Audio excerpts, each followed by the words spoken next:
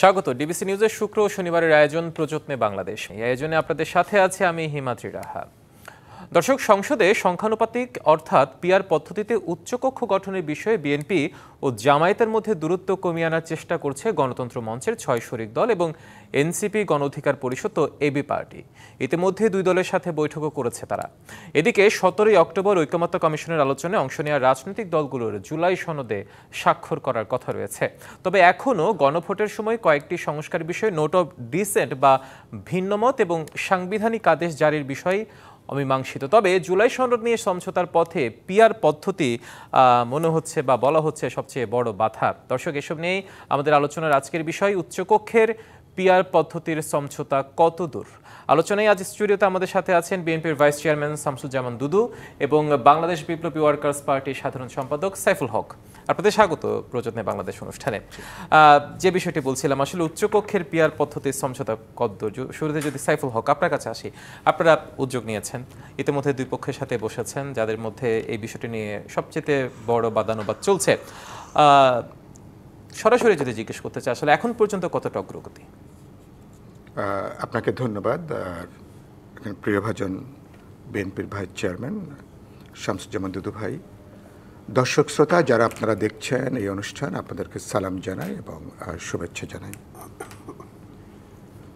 আমার মনে হয় যে আমরা জাতীয় ঐকমত্য কমিশন সর্বশেষ যে বৈঠকগুলো হয়েছে, সে বৈঠকের মধ্য দিয়ে পিআরের ব্যাপারটা ঐকমত্য কমিশনের দিক থেকে, রাজনৈতিক দলগুলোর দিক থেকে আমরা শেষ করেছি। শেষটা কিভাবে হয়েছে? শেষটা হয়েছে যে আমরা নিম্নকক্ষ অর্থাৎ পার্লামেন্ট বা জাতীয় সংসদ এখন যেভাবে নির্বাচন হচ্ছে সেভাবে এটা নির্বাচন হবে। উচ্চকক্ষের ব্যাপারে আমরা ২৫-২৬টা দল, বিপ্লবী ওয়ার্কার্স পার্টি, গণতন্ত্র মঞ্চ, এমনকি জামাত সহ আরও বেশ কিছু দল, আমরা বলেছি উচ্চকক্ষটা পিআরের মধ্য দিয়ে হওয়া উচিত ভোটের সংখ্যানুপাতিক হারে। বিএনপি সহ কয়েকটা দল তারা নোট অফ ডিসেন্ট তারা দিয়েছেন। সিদ্ধান্ত কিভাবে এসছে? বিএনপির নোট অফ ডিসেন্ট সহ সেখানে সিদ্ধান্ত হয়েছে। তার মানে এই চ্যাপ্টারটা ঐকমত্য কমিশনের আলোচনার মধ্য দিয়ে আনুষ্ঠানিকভাবে এই চ্যাপ্টারটা সম্পন্ন হয়েছে। এটা আপাতত আর আনফোল্ড করার তেমন কিছু নেই। তারপরেও ধরুন কিছু রাজনৈতিক দল তারা মাঠে বিভিন্ন কর্মসূচি নিয়েছেন, সমাবেশ নিয়েছেন, বিক্ষোভ নিয়েছেন। এটা যেটা দাঁড়াবে যে আগামী জাতীয় সংসদে যারা আমরা উচ্চকক্ষে পিআরের পক্ষে আমরা অবস্থান নিয়েছি বা একটা সিদ্ধান্ত হয়েছে নোট অফ ডিসেন্ট সহ, তারা যদি 2/3 সংখ্যাগরিষ্ঠতা পান আগামী পার্লামেন্টে, তাদের সুযোগ আছে এটাকে আইন প্রণয়ন করে উচ্চকক্ষে সেখানে পিআরে সেখানে 105 জন যে প্রতিনিধিত্ব হওয়ার কথা সেখানে যাওয়া। আর বিএনপির দিক থেকে, বিএনপির তো তাদের দিক থেকে তাদের এই নোট অফ ডিসেন্ট যদি অব্যাহত থাকে, বিএনপির নেতৃত্বে তারা যদি সরকার গঠন করেন, তারা এটাকে বিবেচনা করতেও পারেন, নাও করতে পারেন। সেজন্য তাদের দিক থেকে নোট অফ ডিসেন্ট আছে। তার মানে এখন এটা কোনো রাজপথের কোনো এজেন্ডার কোনো প্রশ্ন নেই। আমরা আলাপ আলোচনা করে দীর্ঘদিন পক্ষে বিপক্ষে এর ভালো দিক, এর দুর্বলতার দিক আমরা ডিটেলস আলোচনা করে এটা শেষ করেছি।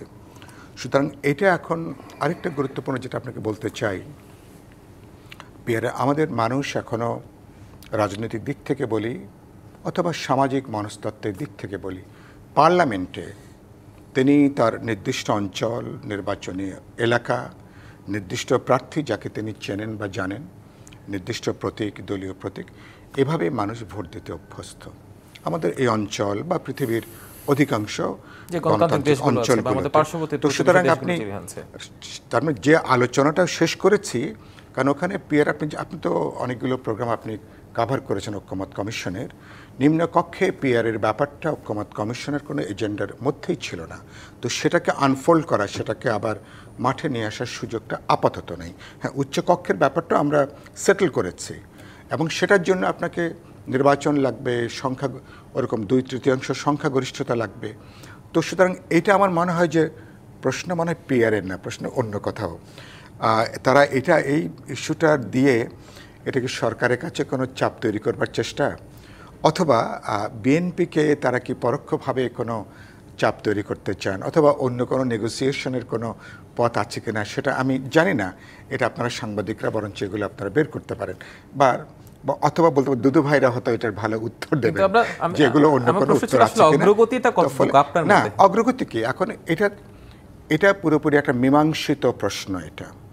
কারণ এখন আপনি নতুন করে তো ঐক্যমত কমিশন তার যাত্রা, আমরা 15 অক্টোবর এই জুলাই সমঝোতা সনদে 17 অক্টোবর 2 দিন পিছিয়েছে। আচ্ছা 17 অক্টোবর, তাহলে এটা পিআরের প্রশ্নটা যেভাবে আছে ওইভাবে আমরা স্বাক্ষর করতে যাচ্ছি। এবং সেখানে আমরা বিপ্লবী ওয়ার্কার্স পার্টি, গণতন্ত্র মঞ্চ বা জামাত সহ যারা আমরা পিআরের পক্ষে বলেছি, আমরা সিদ্ধান্তটা যেভাবে হয়েছে সেভাবে আমরা স্বাক্ষর করব। যে মানে এবং এটা নির্বাচন ম্যানিফেস্টোতে থাকবে। তারা যদি ওরকম একটা সংখ্যাগরিষ্ঠতা অর্জন করেন, সংবিধানের এটাকে আইনে প্রণয়ন করবার তখন হবে। কিন্তু এখন আমার ধারণা এটা থাকে না, রাজনৈতিক দলগুলো তার এজেন্ডাকে জনপ্রিয় করতে চান, মানে এটাকে মানুষের কাছে নিয়ে যাওয়া, অথবা দলের নানা ধরনের হিসাব নিকাশ কাজ করে। আর এটা বলি, রাজনৈতিক দলগুলো মাঠে যেটা বলে এটাকে সবসময় গুরুত্ব দিয়ে গ্রহণ না করা ভালো। অনেক সময় আমরা ডাইনে সিগন্যাল দিয়ে বাঁয়ে হাঁটি, বাঁয়ে সিগন্যাল দিয়ে ডাইনে হাঁটি, উত্তরে যাবার কথা বলে আমরা রাজনৈতিক দলগুলো যেটা মাঠে বলে তার মানে সেটা কি মানে বিপরীতমুখী? আমি বলেছি আমাদের রাজনৈতিক সংস্কৃতির মধ্যে এখনো এটা বর্তমান, এই সংস্কৃতি হওয়া উচিত না, এটা হওয়া উচিত না। এটা বলে শেষ করি। যখন দ্বিতীয় মহাযুদ্ধের আগে যখন ইউরোপে রাজনীতিকদের এরকম সকাল সন্ধ্যা কথাবার্তা নিয়ে, ওই বাক্যটা শেষ করি, বলছেন জার্মান নাট্যকার ব্যাটল ব্রেক্ট বলছেন, রাজনীতিকরা যখন বলেন যে যুদ্ধের প্রস্তুতি চলছে, তখন বুঝতে হবে যে যুদ্ধটা শুরু হয়ে গেছে। এটা অনেক আগের কথা। তো এই ঐতিহ্য থেকে পলিটিক্স বেরিয়ে আসতে পারেনি। একটা সঙ্গতিপূর্ণ একটা নীতিনিষ্ঠ অবস্থান অধিকাংশ ক্ষেত্রে আমরা এখনো গ্রহণ করতে পারিনি। আমাদের যে বহুবিধ দারিদ্র্য, তার একটা দারিদ্র্য হচ্ছে এই রাজনৈতিক চিন্তাভাবনা, মুখে একটা, মনে একটা, বলি একটা, আর অনেক সময় আমরা করি আর একটা। এই যে অনেকগুলো দ্বিচারিতা, ডাবল স্ট্যান্ডার্ড, এগুলো বন্ধ করা দরকার। নাহলে আমরা যে গণতান্ত্রিক সংস্কার চাই সেটা সাধারণ জনগণ যারা আছে তারাও নিশ্চয়ই এটা চাই। শামসুজ্জামান দুদু, আপনার কাছে যে প্রশ্নটি, এখনো গণভোটের সময় কয়েকটি সংস্কার বিষয়ে নোট অফ ডিসেন্ট বা ভিন্নমত এবং সাংবিধানিক আদেশ জারির বিষয় অমীমাংসিত, এই বিষয়টি কোনো অনিশ্চয়তা তৈরি করবে কিনা? আপনাদের দলের এই জায়গায় ভূমিকাটা কি থাকবে আসলে? 17 তারিখ তো স্বাক্ষরের জন্য ইতিমধ্যে দুজনের নামও আপনারা পাঠিয়েছেন। জি, আপনাকে ধন্যবাদ। আমার প্রিয় ব্যক্তিত্ব সাইফুল ভাইকে অভিনন্দন, আর যারা দেখছেন এই অনুষ্ঠান তাদেরকে শুভেচ্ছা এবং ধন্যবাদ। প্রথম বিষয়টি হচ্ছে আমাদের দলের নীতিগতভাবে ঐক্যমতের প্রশ্নে এমনটাই বলা হয়েছে যে গণভোট যেটা আপনি তুললেন, জাতীয় সংসদের নির্বাচনের সঙ্গে একইভাবে বিষয়গুলো আমরা প্যাকেজ হিসাবে নিয়ে এসে, তবে এখানে আরেকটা ব্যাপার আছে, সাংবিধানিকভাবে গণভোটের সুযোগ আছে কিনা।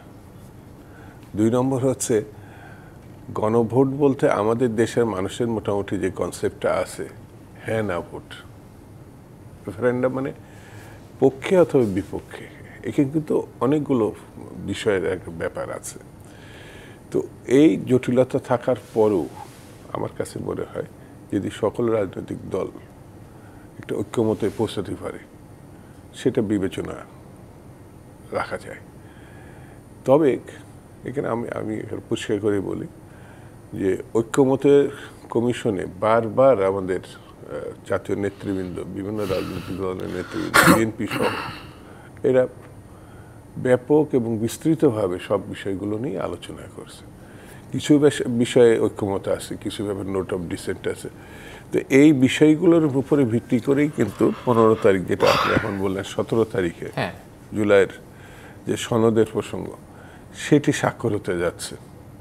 তো এই স্বাক্ষরের থেকেও আমার কাছে মনে হয়েছে যে সবথেকে বড় হচ্ছে সদিচ্ছা।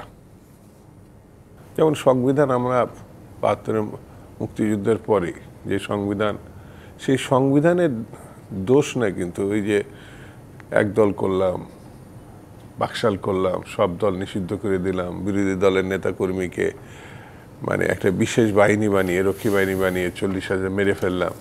তো এইগুলো কোনোটাই আপনার গণতান্ত্রিক চেতনার বাইরের কোনো ঘটনা, এটা এক পক্ষ মানে নাই, সেটা হচ্ছে তৎকালীন আওয়ামী লীগ, শেখ মুজিব বা তাদের সরকার। আর বাইরে যারা আছে, নীতিবোধ আছে, সত্যিকারের রাজনীতি বোধ আছে, মুক্তিযুদ্ধ আছে, তারা এটা পাকিস্তানের থেকেও জুলুম হিসাবে গ্রহণ করেছে। সেই সময় তো পার্লামেন্টও ছিল, সংবিধানও ছিল। সদিচ্ছার অভাবে শুরুতেই, বাংলাদেশ আজকে 54 বছর বয়স, শুরুতে আমরা সবকিছু তছনছ করে ফেলেছিলাম। তার পরিণতি ভোগ করতে হয়েছে সেই সময়কার শাসক বা তাদের, এবং ভয়ঙ্কর 75-15 আগস্টকে আমরা কখনো কখনো টার্গেট করি যে এটি নিছক একটি হত্যাকাণ্ড। আমার ব্যাখ্যা বিশ্লেষণ, আমি রাষ্ট্রবিজ্ঞানের ছাত্র। রাষ্ট্রবিজ্ঞান তো, রাজনীতি তো ছেলে খেলার কোনো বিষয় না। তার পরিণতি উনি না, সারা বিশ্বে অনেক ধরনের নজির আছে। এই আজকে দেখছিলাম যেমন হিটলার খুব জনপ্রিয় এবং খুব ভালো বক্তা ছিলেন, তারও পরিণতি শেষ পর্যন্ত একই রকম হয়েছিল, নিজে আত্মহত্যা করেছেন। তা আমার কাছে যেটা মনে হয়েছে যে আমরা যেদিকে যাচ্ছি 24শে গণঅভ্যুত্থানের পরবর্তী, এটা আমাদের একটা ঐতিহাসিক পাওয়া।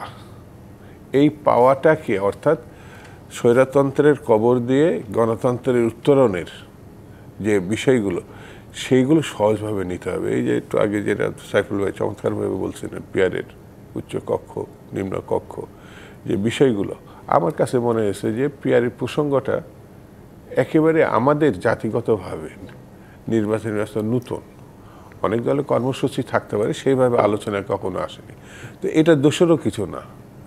এখন যেসব দলগুলো এটা মনে করছে, তারা কিন্তু অধিকাংশ আবার পিয়ারকে জাতীয় নির্বাচনের প্রতিবন্ধকতা মনে করছে না, আবার কখনো কখনো এটা নিয়ে কর্মসূচি পালন করছেন, করতে পারে। তো প্রশ্ন ছিল যেটি যে নোট অফ ডিসেন্টগুলো আছে সেই সব জায়গায় হয়তো একমত আপনারা হয়ে যাবেন, এই বিষয়ে কি আপনারা কোনো সন্দেহ আছে কি?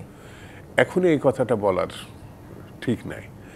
আমরা জাতীয় সংসদের নির্বাচন হতে পারে, আমরা যেটা গ্রহণ করি নাই এমন হতে পারে, কিন্তু 17 তারিখেই তো মানে সই হবে, সেক্ষেত্রে এখন যদি অনিশ্চয়তা থাকে, এখনো তো ইতিমধ্যে নামও আপনাদের পক্ষ থেকে সিলেক্ট করা হয়ে গেছে। হ্যাঁ, এখনো তো সময় আছে। নোট অফ ডিসেন্ট মানে একেবারে বাদ দেওয়ার ব্যাপার না তো, এটা একটা প্রস্তুতি। অর্থাৎ স্বাক্ষর করবেন, ঠিক আছে, কিন্তু এখনো সময় আছে, কিন্তু রয়ে গেছে বলা যায়। আমরা আপনার কাছে আবারও ফিরবো সাইফুল হক। আপনার কাছে যে প্রশ্নটি জানতে চাই সেটা হচ্ছে, আপনারা বিএনপির সাথে বসেছেন, জামায়াতের সাথে বসেছেন, আমাদের হয়তো আজকে অতিথি তালিকায় জামায়াতকে হয়তো থাকলে হয়তো বিষয়টা পরিপূর্ণ হতো, কিন্তু আপনার মুখ থেকে সেটা শুনতে চাই, তাদের সাথে অগ্রগতি কতটুকু হয়েছে, তাদের আলোচনার মধ্যে কি উঠে এসেছে? মানে কাদের সাথে? জামায়াতের সাথে না, আমরা যেটা জামাতের সাথে আমাদের একটু অনানুষ্ঠানিক কথাবার্তা হয়েছে, সাইডলাইনে আমরা বিভিন্ন সময় আলোচনা করেছি না। আমরা বিএনপির সঙ্গে কথা বলেছি, আমাদের যে প্রায় 30টা দল যারা অংশ নিয়েছেন তাদের সাথে নানা প্রশ্নে, বিরতির সময় যখন নামাজের বিরতি থাকে, খাবার বিরতি থাকে, তখন আমরা আলাপ আলোচনা সেখানে হয়েছে। আমরা আলোচনা করবার চেষ্টা করেছি, পিয়ারের প্রশ্নটাও আমরা সেখানে আলোচনা করেছি। আমার মনে হয় না যে তারা এটা নিয়ে হার্ড অ্যান্ড ফাস্ট কোনো অবস্থান তাদের আছে। এটা হ্যাঁ, মানে উচ্চকক্ষের ব্যাপারে তো আমাদের বিপ্লবী ওয়ার্কার্স পার্টি, গণতন্ত্র মঞ্চ, জামাত এবং আরও বেশ কিছু ইসলামী দল বা আরও কিছু মধ্যপন্থী গণতন্ত্র দলও তো মোটামুটি একই অবস্থান। তো এটা নিয়ে তো এখন মাঠ কাঁপানোর কোনো প্রশ্ন নেই। এটা ইতিমধ্যেই আমরা রিজলভ করেছি, সিদ্ধান্ত নিয়েছি যে পার্লামেন্টে এই দলগুলো সংখ্যাগরিষ্ঠ হলে তাহলে তারপরে সেখানে আইন আসবে। এখন আমরা তো আলোচনায় বসছি এটা কনসেনসাসে আসার জন্য, নামটাই হচ্ছে জাতীয় ঐক্যমত কমিশন। যেসব প্রশ্নে আমরা আলাপ আলোচনা করে ঐক্যমত হব সেগুলোই হবে সিদ্ধান্ত। বাকি যেসব প্রশ্নে নোট অফ ডিসেন্ট আছে, ভিন্ন মত আছে, কি আপত্তি আছে, সেগুলো কীভাবে রিজলভ হবে, সেগুলো রিজলভ করবেন আপনি আপনার ইলেকশন ম্যানিফেস্টোতে। এগুলো আপনি বলবেন, এগুলো আপনি দেবেন যে আমাদের দল এই বিধানের পক্ষে, এই দাবির পক্ষে। আমাদের দল 2/3 সংখ্যাগরিষ্ঠতা পেলে পার্লামেন্টে আমরা আইন প্রণয়ন করব বা সংবিধান সেভাবে সমাধান হবে। এর বাইরে তো এটা তো রাজপথ দখল করে অথবা রাজপথে কোনো একটা সহিংস কর্মসূচির মধ্য দিয়ে তো আপাতত এই সংকটের কোনো নিদান নেই। বরঞ্চ এখানে আমি মনে করি প্রজ্ঞা দূরদর্শিতার প্রশ্ন। এটা নিয়ে আমি উদ্বিগ্ন না। আমি মনে করি এগুলো নানা কারণে, নানা রাজনৈতিক হিসাব নিকাশের জন্য কর্মসূচি হয়। আর বাকিদের সঙ্গে আমরা যে আলোচনা হয়েছে, আমি মনে করি জামাতও তার অবস্থান অনেকগুলো পরিবর্তন করে তারা এসেছেন। যেমন তারা বলছিলেন যে জাতীয় সমঝোতার সনদটা এটা কনস্টিটিউশনাল অর্ডারে এটাকে বাস্তবায়ন হোক, সেই জায়গা থেকে কিন্তু তারা কিন্তু অবস্থানটা তাদেরও পরিবর্তন হয়েছে। তারা এখন একটা শুধু আদেশ দিয়ে একটা প্রজ্ঞাপনের মধ্য দিয়ে এ ব্যাপারে তারা অবস্থান পরিবর্তন করেছেন। বিএনপিও তার অবস্থান মেজর অনেকগুলো অবস্থান তার পরিবর্তন হয়েছে।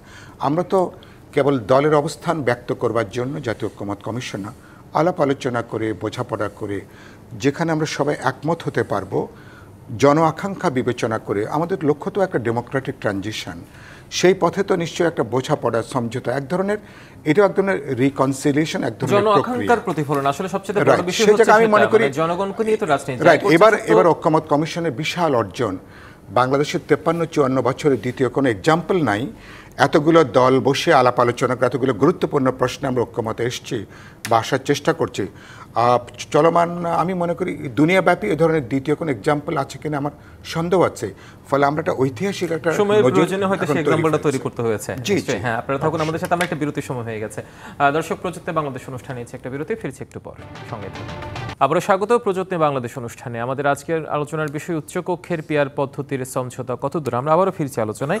বিরতির পর বিএনপির ভাইস চেয়ারম্যান শামসুজ্জামান দুদু আপনাকে দিয়ে শুরু করতে চাই। যে বিষয়টি বলছিলাম, আসলে আমরা এর আগে উচ্চকক্ষের পিআর সমঝোতা নিয়ে সাইফুল হক ভাই ওনার যে পর্যবেক্ষণ বা কথাগুলো তুলে ধরেছেন, আপনারা বেশ কিছু পর্যবেক্ষণ জানতে চেয়েছি। আমরা পিআর পদ্ধতিটা আসলে কোন কোন দেশে কি একটু আলোচনা করতে, সংখ্যানুপাতিক পদ্ধতি কোন কোন দেশে কি অবস্থা, সেটা হচ্ছে একটি বিষয়। কিন্তু আমরা যেটা বলি যে প্রচলিত নির্বাচনী ব্যবস্থা যেটা আমাদের দেশে এখন পর্যন্ত হয়ে আসছে, সেই ব্যবস্থার গ্রহণযোগ্যতা যেখানে প্রশ্নবিদ্ধ, সেই জায়গায় এই যে পিআর পদ্ধতি, নতুন যে পদ্ধতি আমাদের দেশের জন্য আপনারা করতে যাচ্ছেন বা আসন্ন নির্বাচনে সেটা করতে যাচ্ছেন, সেই জায়গায় মানে সেটা কতটুকু মানে জনমুখী হবে এবং কতটা গ্রহণযোগ্য হবে বলে মনে করছেন?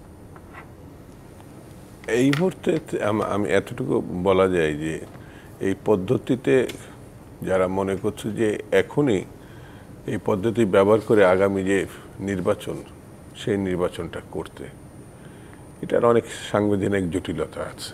ওই যে আপনি কথা বলতে গিয়ে বললেন যে প্রচলিত যে নিয়মে আমরা ভোট করে এসেছি এ পর্যন্ত, সেই জায়গাটায় এই পিআর পদ্ধতি কখনো ওইভাবে আলোচনায় আসে নাই, এবারই প্রথম এসছে।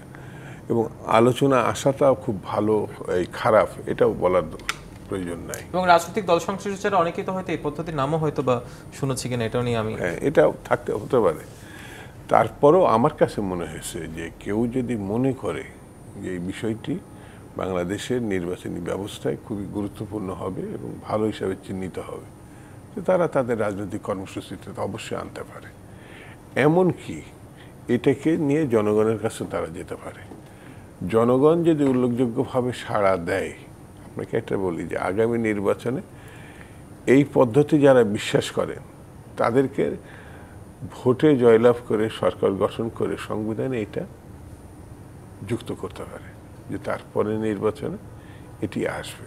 আর যারা এটা মনে করছে এখন এই ধারায় এই ব্যবস্থায় গ্রহণযোগ্য না, মানে ওই যে আপনি যেমনটাও বললেন সাধারণ মানুষ তো এইভাবে খুব একটা বোঝে না। সেদিন আমি দেখছিলাম যে একটা মিডিয়া, ইলেকট্রনিক্স মিডিয়া সাক্ষাৎকার নিচ্ছে, তো সাধারণ মানুষের কাছে যারা এসে তারা খুব অবাক বিস্ময় বললে এটা পায়, আমি তো বুঝতে পারছি না যে বললো পিআর পদ্ধতি বা নির্বাচন, আমি এটা বুঝতে পারছি না।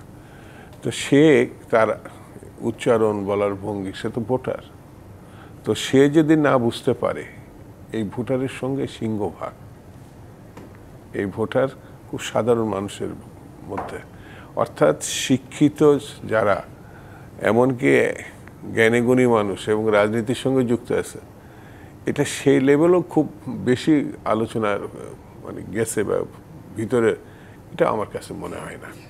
তো যারা এটা নিয়ে কাজ করছেন তাদের অনেক মানে কাজ করতে হবে এবং মানুষের কাছে এটা পপুলার করতে হবে, ব্যাখ্যা করতে হবে, বিশ্লেষণ করতে হবে, যেহেতু এটা তারপরে যাতে নির্বাচনে তারা ভালো করেন।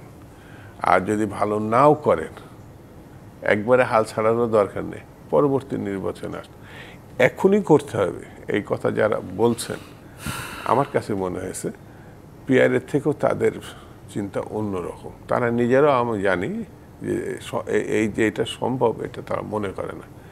কখনো কখনো তারা বলেছে একবারের জন্য হলো পিআর ইলেকশন হোক, বিষয়টা এইরকম, ভালো হলে একবার কেন, প্রতিবারই তো হবে।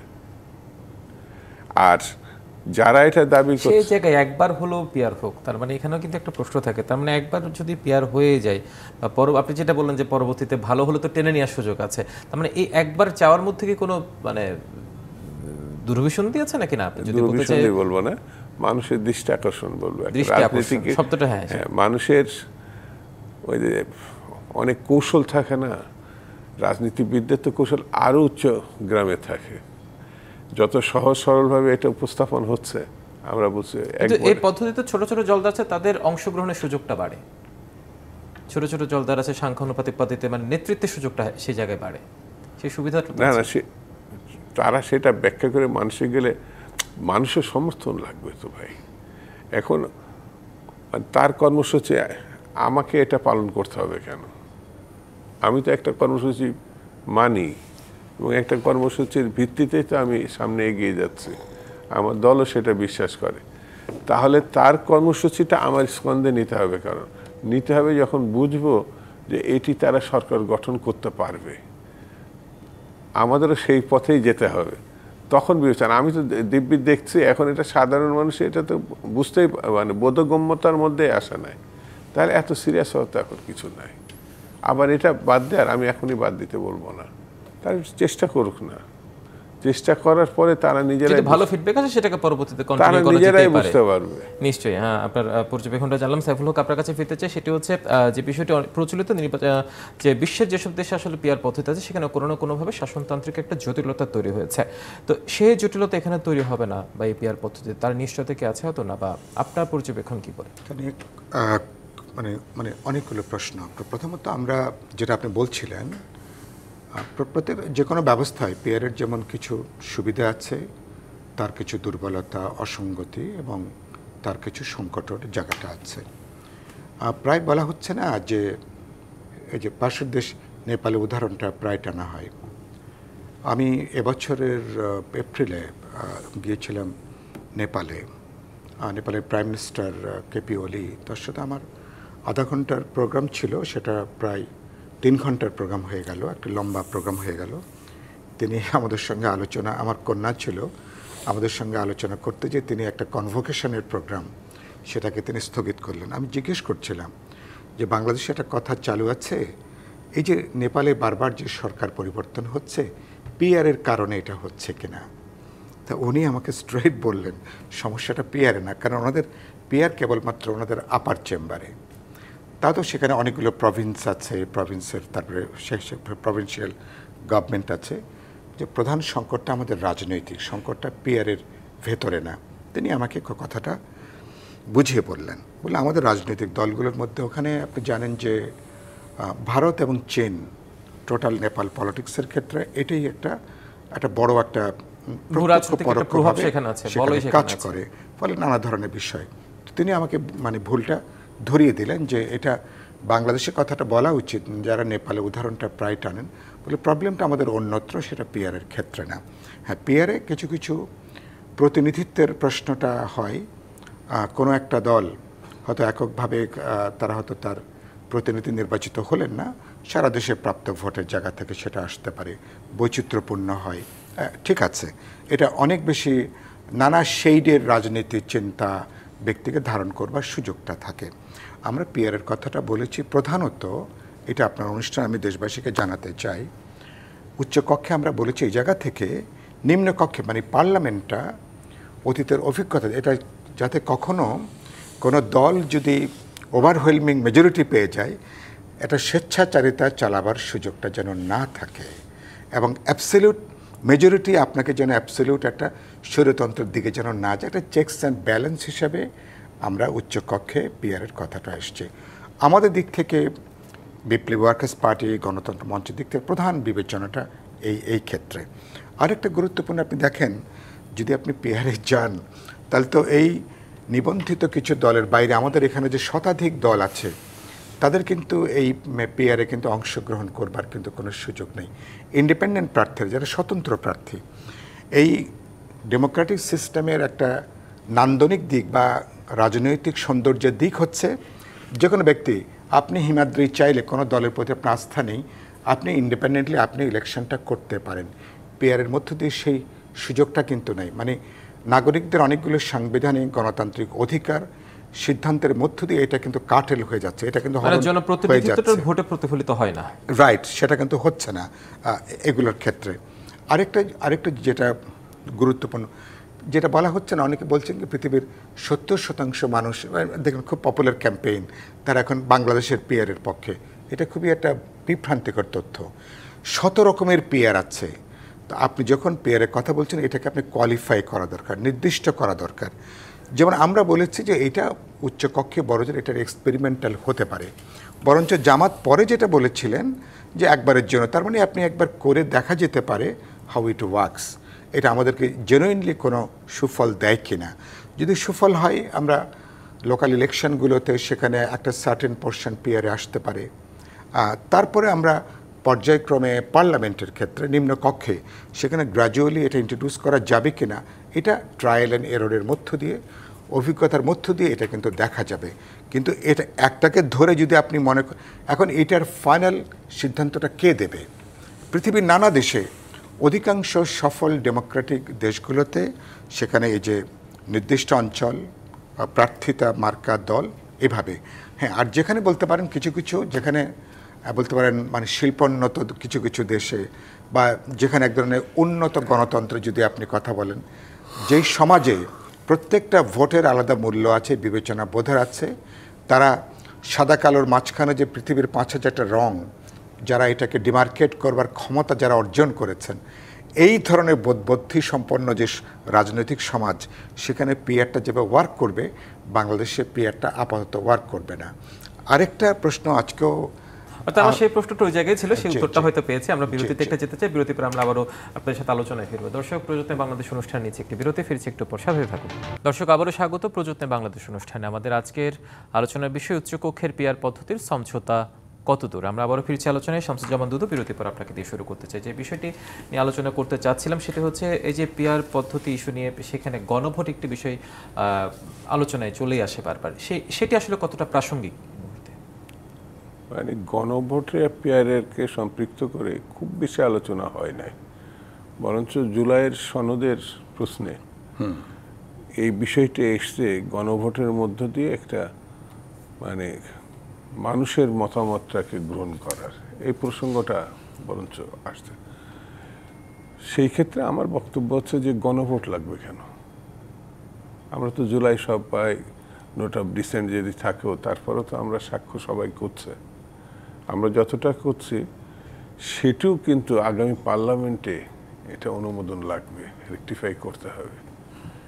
এখন পার্লামেন্ট নির্বাচনের আগে আমরা একটা বলা যায় সাধারণ চুক্তিতে আমরা উপনীত হচ্ছি, সেই বিষয়টা নিয়ে গিয়ে গণভোটে যখন আমরা দাঁড় করাবো, পিআর তো থাকছে না, তো জুলাই সনদকে আমার কিসের জন্য লাগবে গণভোট? এটা আমার কাছে নিজের কাছে মনে হয়েছে।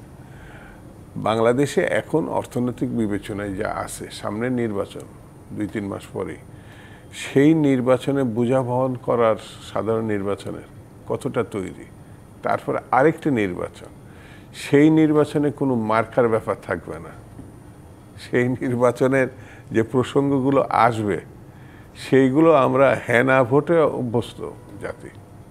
তো এটা আমার এই প্রসঙ্গগুলো যেভাবে বলা হচ্ছে গণভোটে, এবং গণভোটও কি সংবিধান স্বীকৃত? গণভোট কি সংবিধানে আছে? এটা তো বাদই দেওয়া হয়েছে। তো সেই বাদ দেওয়া জিনিসটাকে আমার আবার সামনে নিয়ে আসছে। আমার কাছে মনে হয়েছে এত বড় গণঅভ্যুত্থানের পরে আমাদের বাংলাদেশে গণতন্ত্রে উত্তরণের জন্য যে ভালো যে দিকগুলো আমরা আলোচনা করছি, সেটা সাইফুল ভাই বলছেন জাতীয় ঐক্যমত্য কমিশনের দিনের পর দিন প্রকাশ্য, এটা কিন্তু টেবিলে শুধু আলোচনা না, এটা লাইভও হয়েছে, লাইভ হয়েছে, সবাই দেখছে, সবাই জানছে, একসাথে গোল হয়ে বসে সবার মতামত দেওয়া হয়েছে, দীর্ঘক্ষণ বসে। এটা বাংলাদেশের রাজনীতিতে এটা একেবারেই আলাদা একটা থিম, সেটা তো সম্ভব হয়েছে। তাহলে এই সদিচ্ছাটা তো থাকতে হবে নিজেদের মধ্যে। গণতান্ত্রিক সব কিছু তো আইন দিয়ে হয় না, লিখিত করে হয় না, রীতিনীতির তো কিছু মানতে হয়, কনভেনশন তো কিছু মানতে হয়। ব্রিটিশ সংবিধানে তো অর্ধেকটাই তো আপনার অলিখিত। আমরা এই শুধু 54 বছরে না, পাকিস্তানের পুরো সময়টাও ব্রিটিশ বিরোধী আন্দোলন এই এত অঞ্চলের বহু ভূমিকা ছিল। সেই জন্য আমার কাছে মনে হচ্ছে যখন নিজেদের উপরে মানুষ আস্থা হারায় তখন সেই জায়গাটায় চুক্তির প্রসঙ্গ আসে, লিখিত প্রসঙ্গ আসে, গণভোটের প্রসঙ্গ আসে। অর্থাৎ আস্থাহীনতায় চুক্তির প্রসঙ্গ বা এই প্রশ্নগুলো তুলে নিয়ে আসে, এটা আমার কাছে মনে হয় আপনার ব্যক্তিগত পর্যবেক্ষণ। তো সেই জায়গায় গণভোটটা আরো দুবার ভাবতে হবে। মানে এখানে এই জায়গায় হয়তো ভাবার অনেক সুযোগ আছে নিশ্চয়ই। সাইফুল হক, আপনার একই প্রশ্ন আপনার কাছে রাখতে চাই, আপনার পর্যবেক্ষণটা যাতে। আমি বেশ কয়েকটা প্রশ্ন। প্রথমত মনে করি যে আমি দুদু ভাইয়ের সঙ্গে এই প্রশ্নে একমত, যেটা আমাদের বিপ্লবী ওয়ার্কার্স পার্টির আমাদের যে অবস্থান, আমরা দীর্ঘ আলাপ আলোচনার পরে আমরা তো 31 দফা দিয়েছি 3.5 বছর আগে, মানে জুলাই গণ অভ্যুত্থানের আগে আমরা 31 দফা দিয়েছি যে পুরনো জমানায় বাংলাদেশ হাঁটতে পারবে না। তাহলে যে ব্যবস্থা দল ব্যক্তিকে এরকম কর্তৃত্ববাদী শাসকে পরিণত করে সে ব্যবস্থার পরিবর্তন দরকার, একটা ডেমোক্রেটিক ট্রানজিশন দরকার, সংবিধানে গুরুত্বপূর্ণ রিফর্ম দরকার, গোটা স্টেট মেশিনারি গোটা ব্যবস্থারই একটা সংস্কার দরকার। ফলে আমরা ঐক্যমত কমিশন যখন শুরু হয়েছে দীর্ঘ আলাপ আলোচনা করে জুলাই সনদে যখন আমরা স্বাক্ষর করছি অঙ্গীকার নামা সহ, that should be considered more than enough. রাজনৈতিক দলগুলো আমার দীর্ঘ 3.5 বছরের মানুষের কাছে আমাদের অঙ্গীকার, হাজারো লক্ষ বক্তৃতা রাজনৈতিক নেতা কর্মীদের, তারপরে যখন আপনি করছেন তো সেটা যথেষ্ট বিবেচিত হওয়া উচিত ছিল। কথাটা কেন এসছে, অনেকগুলো দলের তাদের বক্তব্য ছিল, কোনো দল যদি এটাকে পরবর্তী ইলেক্টেড হওয়ার পরে তারা যদি এগুলোকে কার্যকরী না করেন, আমি সেদিক থেকে ঐক্যমত কমিশনে আমি বহুবার বলেছি, রাজনৈতিক দলকে আপনি কি দড়ি কাছি অথবা শিকল দিয়ে কি আপনি বেঁধে রাখতে পারেন? 10টা যদি শিকল দিয়ে যদি আপনি হাত পা গলা যদি আপনি পেঁচিয়ে ধরেন, কারণ পার্লামেন্টকে বলা হচ্ছে জনগণের সার্বভৌম ক্ষমতার রিপ্রেজেন্টেটিভ পার্লামেন্ট টেকনিক্যালি তো বাউন্ড না এগুলো করবার জন্য। হ্যাঁ, তাদের হয়তো রাজনৈতিক দায় আছে, ইথিক্যাল মোরাল একটা রেসপন্সিবিলিটি তাদেরকে থাকবে, যেহেতু এই দলগুলোই তারা আলোচনার মধ্যে ছিলেন। কথাটা কেন আমরা পরে অ্যাগ্রি করেছি, প্রথমত একটা কনসেনসাস তৈরি করবার জন্য, 2 নম্বর যেহেতু কিছু গুরুত্বপূর্ণ সাংবিধানিক রিফর্মের প্রশ্ন আছে, গুরুত্বপূর্ণ রিফর্মের প্রশ্ন এসেছিল বলে আমরা জনগণকে ভোটারদেরকে আমরা একটু আস্থার মধ্যে নিতে চেয়েছি। সেই প্রশ্নে গণভোটের কথাটা এসছে এবং ড্যাম মেজরিটি মানে 30টা দলের মধ্যে 2-1টা দল বাদে অধিকাংশই আগামী ফেব্রুয়ারিতে জাতীয় নির্বাচনের দিন একই সাথে গণভোটের কথাটা মোটামুটি একটা সাধারণ ঐক্যমতের জায়গাটা বেরিয়ে এসছে। 2-1টা দলের তারা চেয়েছেন নভেম্বরে।